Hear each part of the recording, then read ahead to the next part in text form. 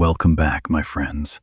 Tonight, we are traveling far across the Pacific Ocean to the mountains of northern China, where one of the greatest structures ever built still stretches across the landscape.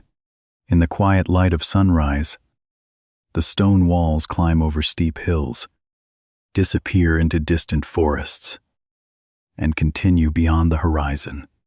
Standing there today, surrounded by silence and endless mountains, it is difficult to believe that millions of people once worked here, carrying heavy stones with nothing but their own hands.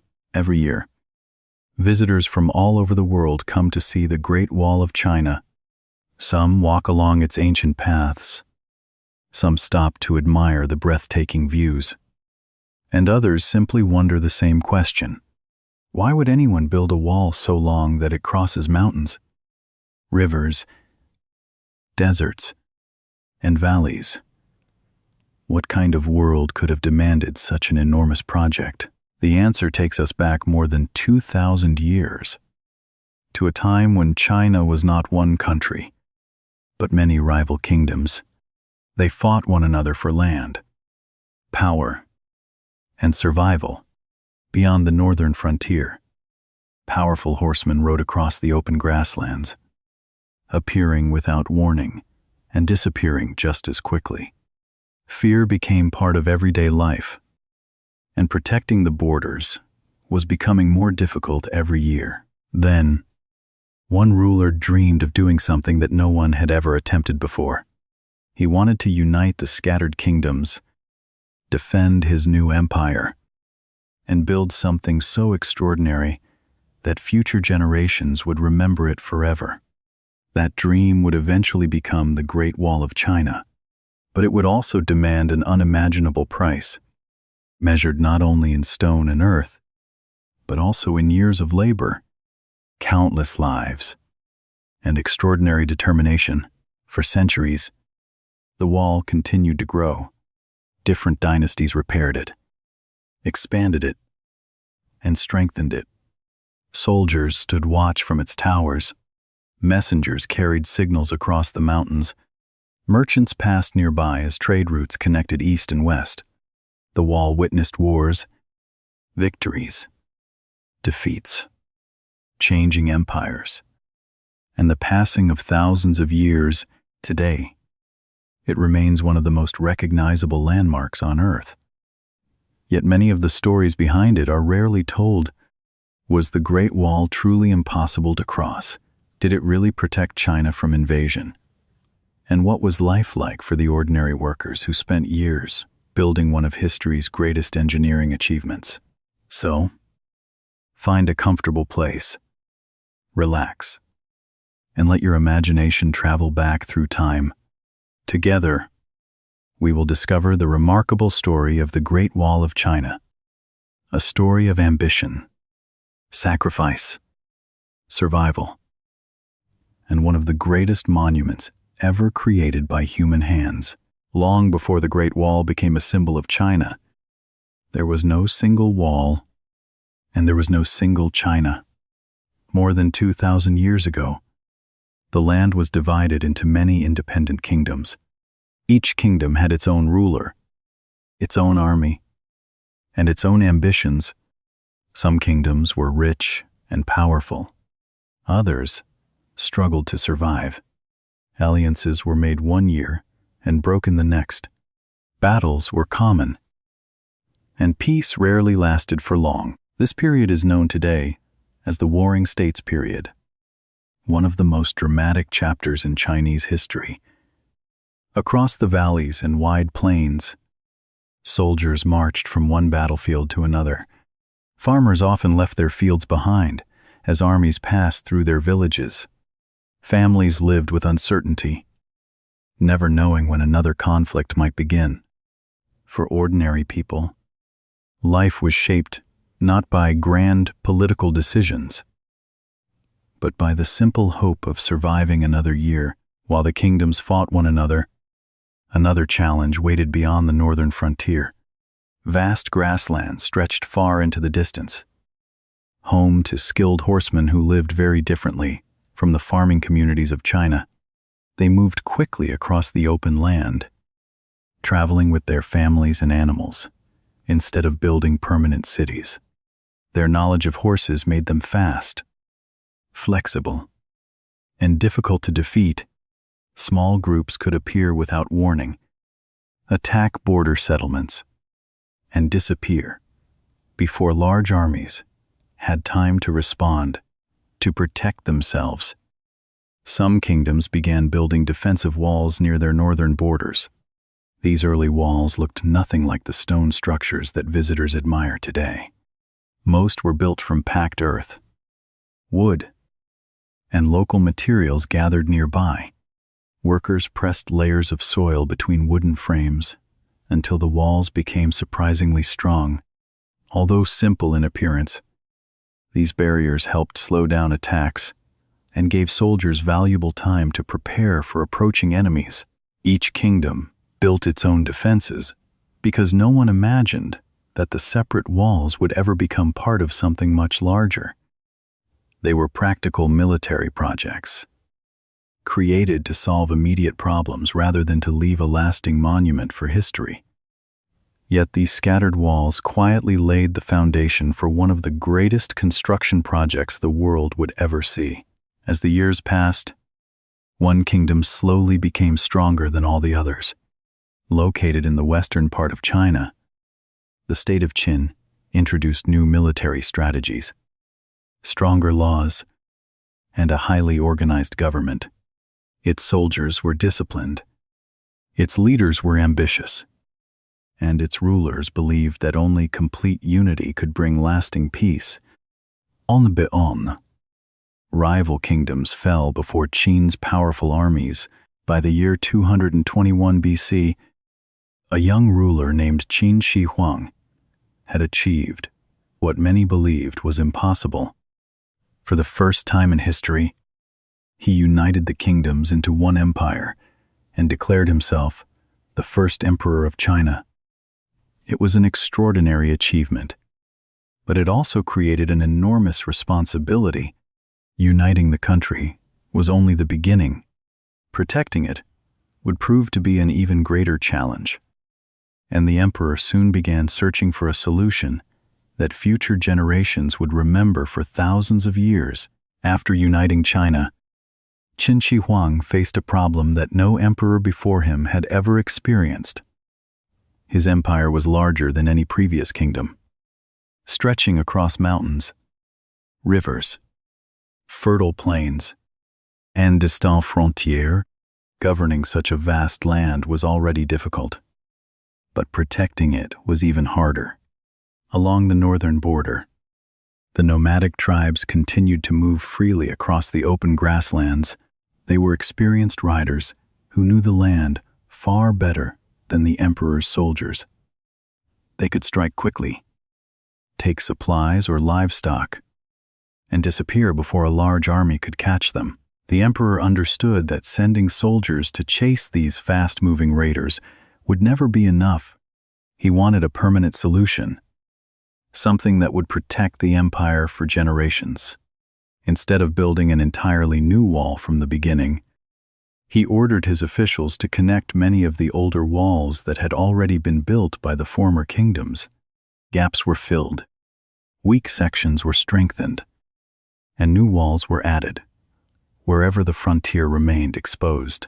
For the first time, separate defenses slowly began to form one enormous system. This decision marked the beginning of what many people now recognize as the Great Wall of China. Yet the project was far different from the beautiful stone wall that tourists visit today. Most of the early wall was made from layers of packed earth, gravel, sand, and wooden supports. Workers filled large wooden frames with soil, then compressed it again and again until it became incredibly hard. In dry regions, these walls could survive for centuries. Even without bricks or stone, building the wall demanded an enormous workforce. Soldiers, farmers, prisoners, and convicted criminals were all sent north to help with construction. Many traveled hundreds of kilometers from their homes, leaving behind their families for months or even years. The work was exhausting. Under the hot summer sun, workers carried heavy baskets filled with earth and stones. During the freezing winters, cold winds swept across the mountains, while they continued building without modern tools or machines. Every piece of material had to be carried by human hands or by animals, climbing steep and dangerous paths. Food was often limited, and living conditions were harsh. Temporary camps appeared along the construction routes, where thousands of workers slept in simple shelters before beginning another day of labor. Injuries were common, and sickness spread easily among people working so closely together. Historians believe that many workers lost their lives during these difficult years, making the construction of the wall one of the largest and most demanding building projects in the ancient world. Despite the enormous cost, the work continued. Little by little, the wall climbed over hills, crossed narrow valleys, and followed the natural shape of the mountains. Watchtowers were added at regular intervals, so that soldiers could observe the surrounding land. If danger appeared, smoke signals during the day and fire signals at night could quickly warn nearby garrisons. Messages that once required many hours to deliver could now travel across great distances in a remarkably short time. For Qin Shi Huang, the wall represented far more than military defense. It became a symbol of a united empire, a visible reminder that the many kingdoms of the past had become one nation under a single ruler. Whether admired or criticized, his decision would influence Chinese history for centuries, as later dynasties inherited not only the empire he created, but also the enormous wall that guarded its northern frontier. Although the wall grew longer each year, it was never simply a line of earth and stone stretching across the mountains. It was part of a much larger defensive system that required careful planning and constant attention. Watchtowers stood along the wall at regular distances, allowing soldiers to observe the surrounding land for many kilometers. From these high points, they could spot movement across the grasslands long before an enemy reached the border. Communication was one of the wall's greatest strengths. During the day, soldiers sent signals by raising columns of smoke into the sky. At night, bright fires burned on the towers, carrying warnings from one station to the next. If danger appeared on the frontier, the message could travel across hundreds of kilometers in only a few hours. In an age without telephones, radios, or electricity, this system was remarkably effective. It allowed commanders to prepare their defenses long before an attack reached the nearest town. Life for the soldiers guarding the wall was often quiet, but it was never easy. Many spent months, sometimes years, far from their families. Their daily routine included repairing damaged sections of the wall, watching the distant horizon, practicing with bows and spears, and patrolling the surrounding mountains. During peaceful seasons, days could pass without seeing anyone except fellow soldiers. Yet they always remained alert, knowing that an attack could come without warning. The weather made their duties even more difficult. In northern China, winters were long and bitterly cold. Snow covered the mountains. Freezing winds swept across the open land, and temperatures often fell far below freezing. Summers brought different challenges, with intense heat, dust storms, and heavy rain in some regions. No matter the season, the soldiers remained at their posts, protecting an empire that stretched far beyond the horizon they could see. Meanwhile, life continued in the villages south of the wall. Farmers planted crops, merchants traveled between towns, and children grew up hearing stories about the enormous barrier protecting the empire. For many ordinary people, The Great Wall became a symbol of safety.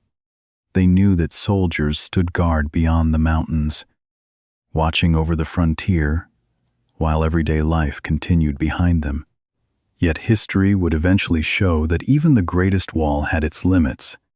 A wall could slow an invading army, delay an attack, and provide valuable time for defenders to respond, but it could not guarantee victory by itself. Strong leadership, disciplined soldiers, and wise decisions were just as important as stone towers and fortified gates.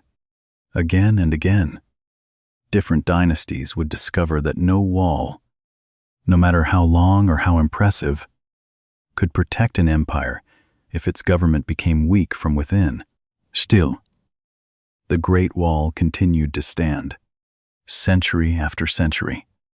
New rulers repaired old sections, expanded existing defenses, and built stronger fortifications where they believed new threats might appear. The wall was no longer the project of a single emperor. It had become part of China's history itself.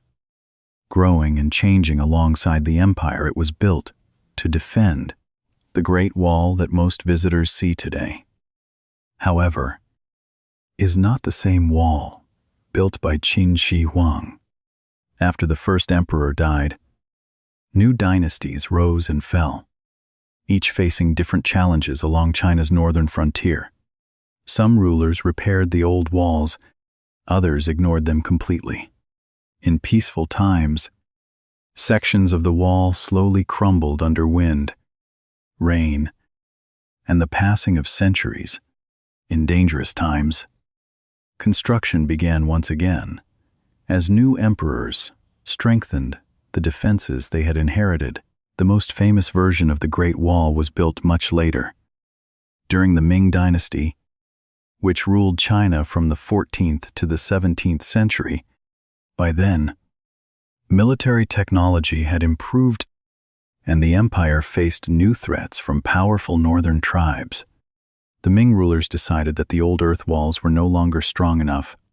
Instead, they began rebuilding large sections with stone and bricks, creating the impressive fortifications that still stand today. This was an enormous undertaking. Millions of bricks had to be produced, transported, and placed by hand. In many mountain regions, there were no roads wide enough for carts, so workers carried heavy materials on their backs or used simple wooden poles to balance large loads across narrow paths. In some places, steep cliffs made construction incredibly dangerous. Looking at those sections today, many visitors wonder how ancient builders managed to complete such difficult work without modern cranes or machinery. The Ming engineers also improved the wall in many ways. They built taller watchtowers that offered better views across the surrounding countryside.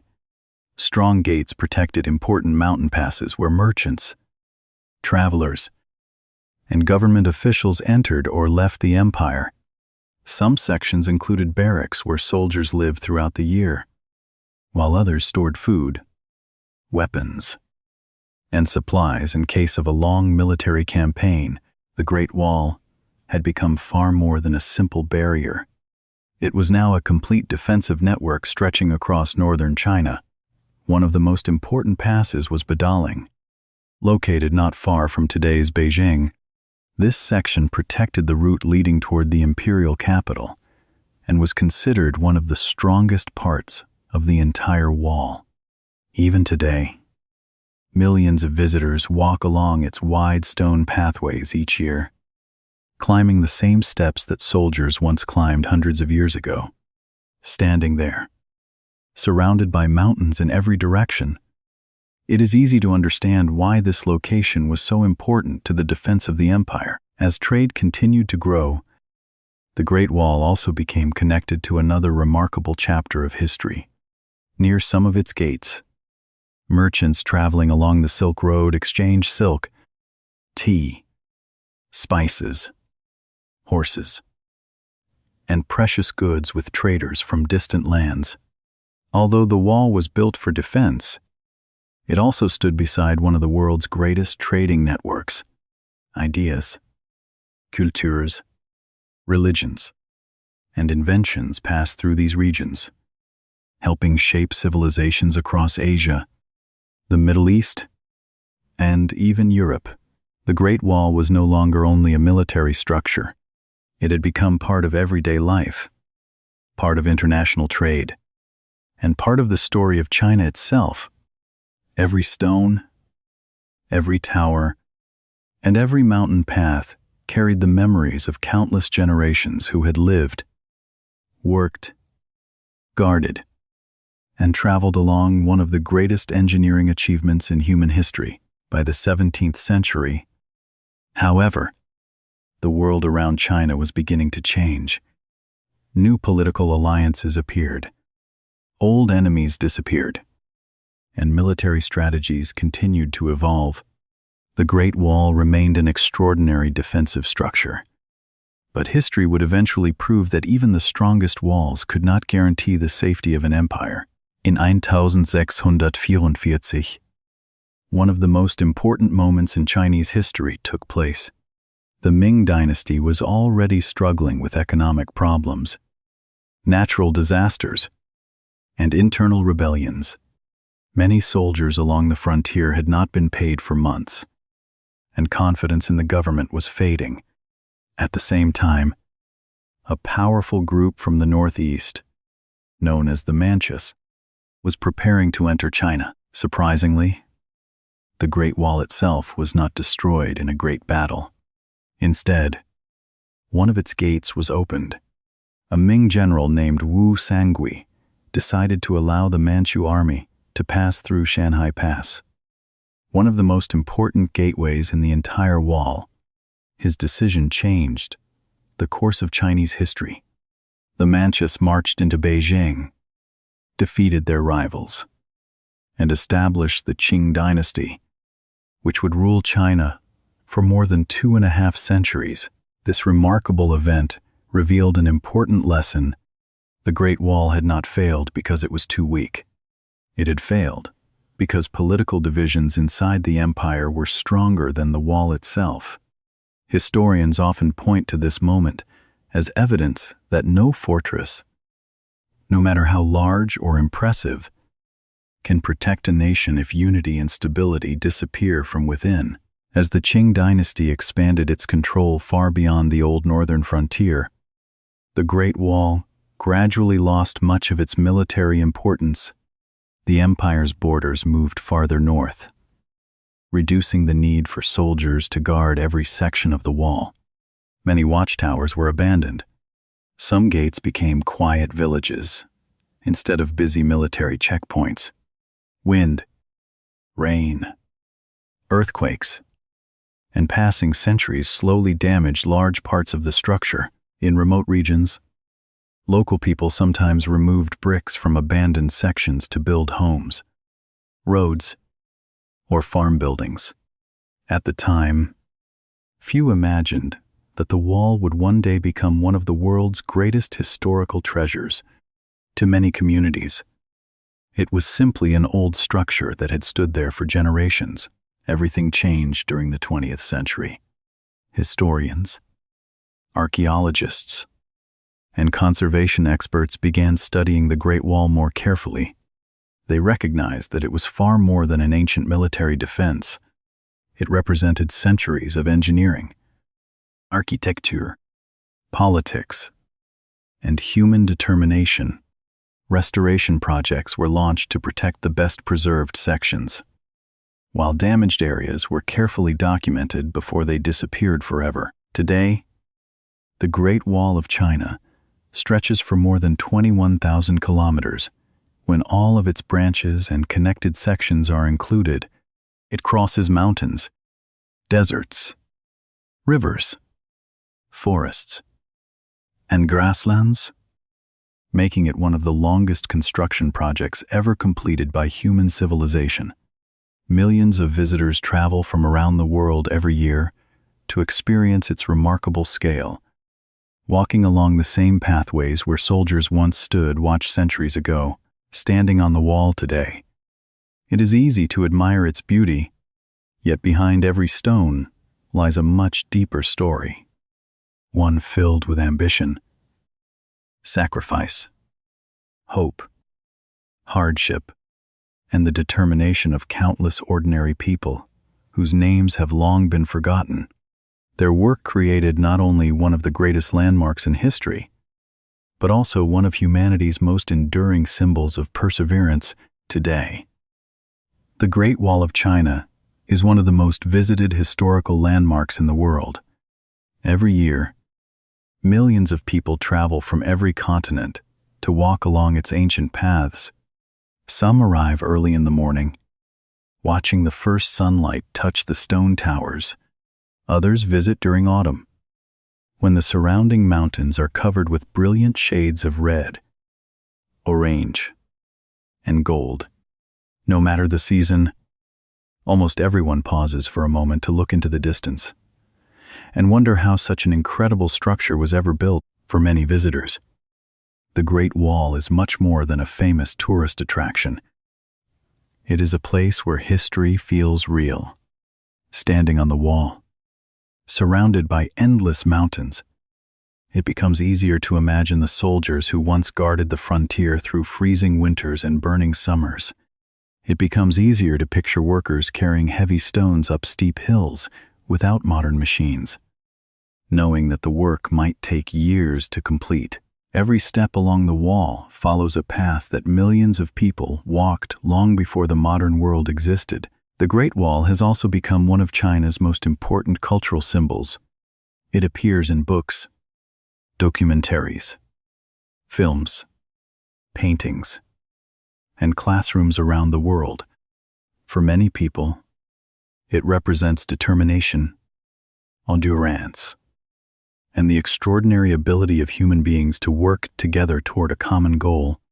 Although different dynasties built different sections over many centuries, together they created something that no single generation could have completed alone. At the same time, historians continue to study the wall and discover new information. Archaeologists have found forgotten watchtowers buried beneath sand, uncovered ancient military roads hidden in remote mountains, and used modern technology to map sections that had been lost for hundreds of years. Even today, the Great Wall continues to reveal new stories about the people who built it and the empire it was meant to protect. One popular legend claims that the Great Wall is the only human-made structure visible from the moon. It is an interesting story, but it is not true. Astronauts have explained that the wall is far too narrow to be seen easily from such a great distance without special equipment. Yet this myth shows just how deeply the Great Wall has captured the imagination of people around the world. Its reputation became so great that many believed it could be seen from space, long before humans ever traveled there. More importantly, the Great Wall reminds us that history is rarely simple. It was built to defend an empire, but it also connected communities, protected trade routes, and influenced the lives of countless ordinary people. It brought security to some, hardship to others, and became a symbol whose meaning changed from one generation to the next. Like many great achievements in history, it was both remarkable and deeply human. As our journey comes to an end, the Great Wall leaves us with a powerful lesson. The strongest walls are not always built from stone or brick. The greatest strength of any civilization comes from its people, their determination, their cooperation, and their willingness to build something that will last far beyond their own lifetime. Thank you for joining me on this journey through the story of the Great Wall of China. I hope this story has helped you improve your English while discovering one of the greatest engineering achievements in human history. If you enjoyed learning through stories like this, don't forget to like the video, subscribe to the channel, and join me again for another fascinating journey into the past. Until next time, take care, keep learning, and I'll see you in our next story.